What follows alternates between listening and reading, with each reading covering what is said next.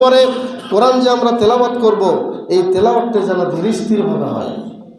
কোনো খতমের উদ্দেশ্য কেউ করবেন না। আমি আবারও বলছি, আই রিপিট, কেউ খতমের উদ্দেশ্যে কোরআন তেলাওয়াত করবেন না। কোরআন খতমের জন্য আসে না। কোরআনটাকে ধীরস্থিরভাবে আপনি একদিন একটা আয়াত তেলাওয়াত করেন, এই একটা আয়াতের মর্ম উদ্দেশ্য আপনি বোঝেন। একজন মানুষ মসজিদের কোনায় বসে সূরা ইখলাসের অনুবাদ করতেছে, আর আপনি পুরো কোরআন তেলাওয়াত করছেন।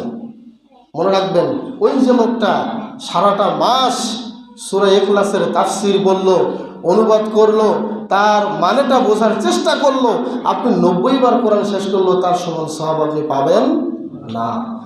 এটাই ফতোয়া। এই জন্য কোরআন খতমের দিকে না দৌড়াইয়া কোরআনটাকে সহি শুদ্ধভাবে তার তিলের সাথে তেলাওয়াতের চেষ্টা করবেন। আল্লাহ পাক বলেছেন, ওয়ারাত্তিলিল কুরআনা তারতিলা। এবং আরেকটা আমাদের সমাজে কুসংস্কার আছে, সেটা হলো আমি তেলাওয়াত করলাম, আমার দাদির নামে বক্সায় দিলাম, আমার নানির নামে বক্সায় দিলাম, আমার মৃত বাবার নামে বক্সায় দিলাম। জি না, এগুলো ঠিক না।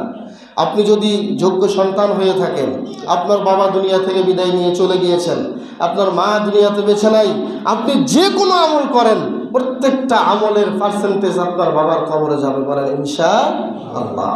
এটাকে আপনার বক্সায় দেওয়ার কোনো সুযোগ নেই, বক্সায় দেওয়ার কোনো দরকার নাই। আপনি যদি কোনো ভালো আমল করেন,